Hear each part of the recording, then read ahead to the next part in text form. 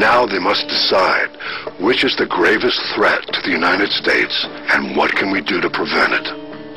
We've covered a lot of ground. We've talked about a lot of different things. It would be interesting if we could each talk about what we consider to be the most immediate pressing problems, and also, perhaps what could be done about them. And who knows, maybe at the end of it we might reach some kind of a consensus.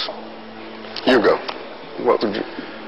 So if you ask me which particular problem is most pressing, I guess it'd be John's. It's water.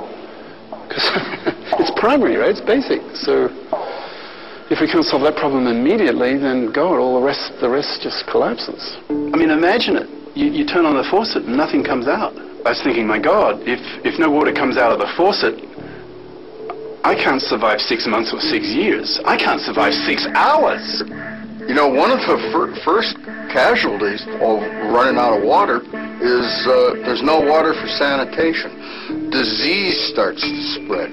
You start getting plagues that, we thought we'd eliminated a long time ago. The world is running out of water very rapidly. And the population's proliferating, the consumption's proliferating, and the water sources are shrinking. I really don't know what the answer to that problem is. Fact is, we live in a water economy. We more than we live in a petroleum economy. Water runs the world, but its misuse is also the source of a downward cycle of poverty, disease, and human suffering and political instability. That's all here right now. There is no one thing to do. There is no magic bullet that solves our water problems for a number of reasons. One is water problems are profoundly local. We have to look at what comes out of our tap as being more precious than oil, being more precious than a gold standard, being more precious than our currency, being something that we have to immediately protect, like right now, right this second, and not just be worrying about a nuclear holocaust that's maybe a year or 2 years or 10 years down the road. This is an everyday threat. We've kind of forgotten about water. We're under the impression that our laws have taken care of all that. They have not. The public doesn't know the size of that failure. That awareness will result in an expectation and a demand. The American public will respond if they have the knowledge. John Cronin's message is clear. Protect the nation's water supply today or suffer dire consequences tomorrow. But not everyone agrees this is the most pressing concern. I think we're facing multiple crises. I still believe that they will manifest first in the financial and currency system, and that does have implications depending on how governments respond for international trade and availability of resources and our supply chain. And there are some core assumptions of our economic system that have to be re-examined. And I think that's happening now. I think 2008, Lehman Brothers, we came this close to a total unraveling. And people at the highest levels are thinking about how to avoid that in the future and how to redesign our financial system and maybe our economic system so that doesn't happen again. In order to get to Hugo's problem of artificial intelligent Terminator guys 50 years from now, we need to make it through the next 10 years. I think the biophysical crises of energy and water and other things like that are going to first manifest in social crises. Michael, what do you see as the most pressing concrete problems? 1 in 7 Americans now is below the poverty line. 1 in 8 families is on food stamps. Those numbers are increasing. 30, 40 million unemployed, depending upon who's counting the statistics. The people are hurting, and they're hurting as a result of an economic collapse, which is exacerbated and compounded by resource shortages, peak oil, energy, fresh water, everything else. I see signs of a shift in human consciousness. I see signs, very clear signs of a global awakening. Many, many millions of people understanding this. The moves to relocalize food production, to start growing food where people live, to relocalize your support groups close to where you live, is really a worldwide movement. Well, I'm not persuaded that most of the major problems can be ranked in the order of importance. I think that they're all going to redound on each other. My central animating idea is that there are several competing fiascos that threaten to put us out of business as an advanced industrial civilization. While there seems to be some consensus that our debt-based society and the world's water issues are the greatest problems we face, there is less agreement on what can be done to stave off a potential collapse. There are a number of real big game changers out there, and they seem to be converging. The energy narrative is pretty clear. The banking problems we have right now, the shortage of capital, the failures of governance and the rule of law in our financial system, these are amazing problems that are going to come back and bite us very hard. And they're going to bite us all at the same time like a pack of wolves. And there are three things that I would recommend that we can do.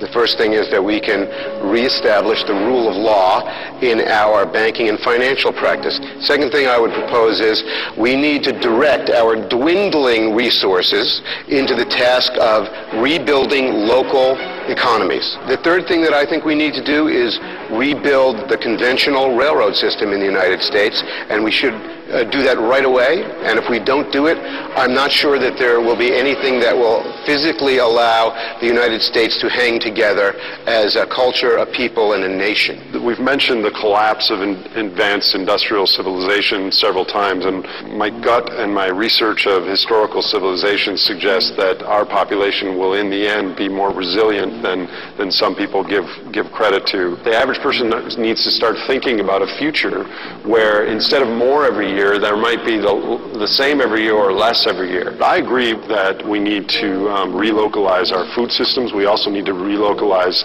the production of a lot of basic needs. In effect, we need to insource where we have been outsourcing because of efficiency and profits around the world. I think Buy American really makes sense because the things that we need to make and that we need for our lives should be made locally. I think a consensus is emerging that relocalization is a solution to many problems in terms of food production, resource usage, and anything else. Also in terms of starting a local currency. Anything you can do to be sustainable close to where you live. There's no universal solution, but I'm seeing an agreement on that. I just wanted to point that out. Yeah, I would agree with you, Mike, but I would also add that, in the spirit of going with the flow of history and circumstance, that this is where we have to go anyway. And that society's being self-organizing and emergent, that's our destination anyway, even if we have to be dragged kicking and screaming to it. Yes. It seems to me, again, it's really tempting to say that all of these things are interrelated. History teaches us only one thing: the way things are today are not the way they're going to be tomorrow. All I'm convinced of is we have very little time to do anything, and perhaps time may be a resource we have not addressed in this whole discussion today, is how much time we have to deal or address these issues and what we can do in that time. What we're finding out is that the way we're going to have to live is the way we should have been living all along anyway. I think it's going to be much more rewarding. I don't see it as all suffering by any means.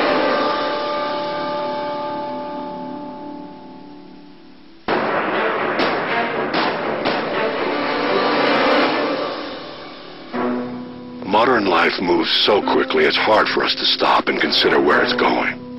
There are, however, times in our history when we simply have no choice. These men are certain that moment is now. But even though they have spoken, there remains one question that must be answered. Will we listen?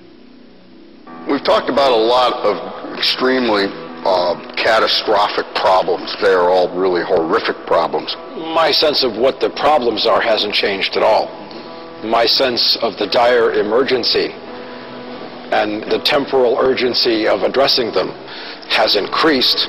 Pretty clearly, we're not psychologically prepared for the changes that we face. We can't afford to be crybabies anymore.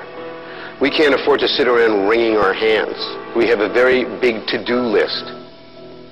We face an array of problems. They're all equally severe. The assumption that if we get one thing right or one part of this right, that we're just going to keep on going ahead being a hyper-complex society, I think is erroneous. Personally, I don't think that this is the end of the world or the end of the human race. I think it's the end of a certain phase of history. I think we need a time out from technology.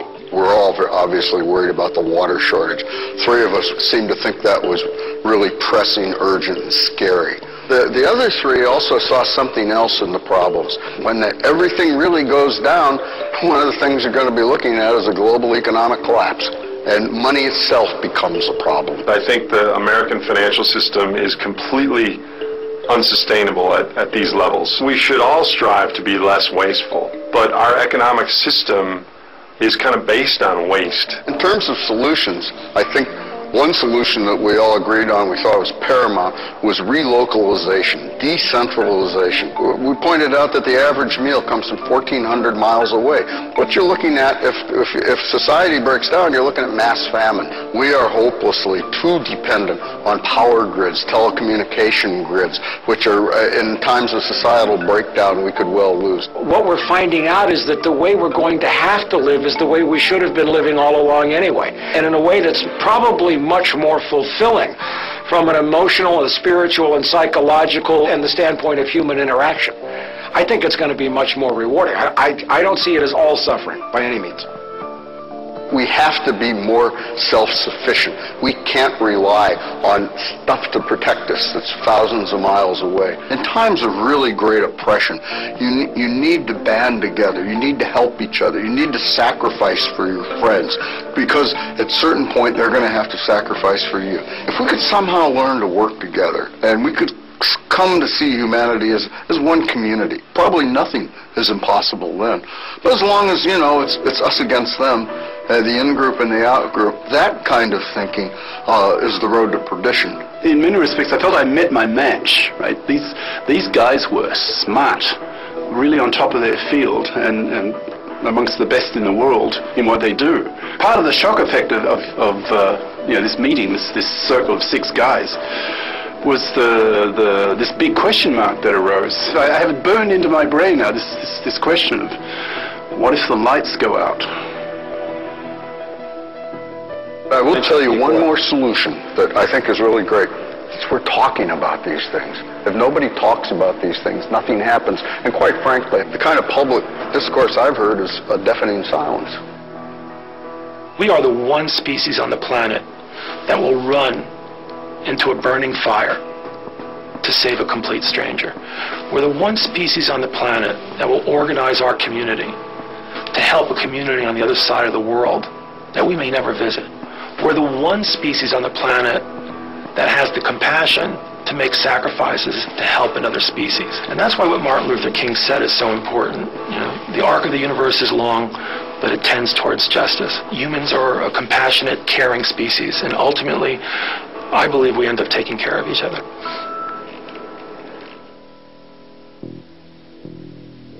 These men have reached an uneasy consensus. Most feel a water crisis and economic instability are imminent threats to America. All agree peak oil and overpopulation also represent serious problems. Nuclear terrorism remains a possibility too terrible to consider, and the issues posed by the development of artificial intelligence seem relatively distant. It has been said that a generation which ignores history has no past and no future. Now, it is up to us to decide, will we sit by and watch as they watched in Rome, as they watched in Mesopotamia, as they watched time and time again, as everything we have built, all we have achieved, disappears into the mist of history. 2,500 years ago, Aeschylus said in the Agamemnon, looking back on the Trojan War, which was a stupid, foolish undertaking, done largely out of pride, and he doubted that the human race was really capable of rational solutions to serious problems. In terms of how humanity learns and how they grow, Aeschylus said, "We learn nothing save through suffering. The pain of wisdom falls drop by drop upon the heart in sleep. Against our will comes wisdom. The grace of the gods is forced on us." That the gods have to hammer us to pieces before we learn anything and before we change. And I gotta tell you, I hope to hell that Aeschylus is wrong.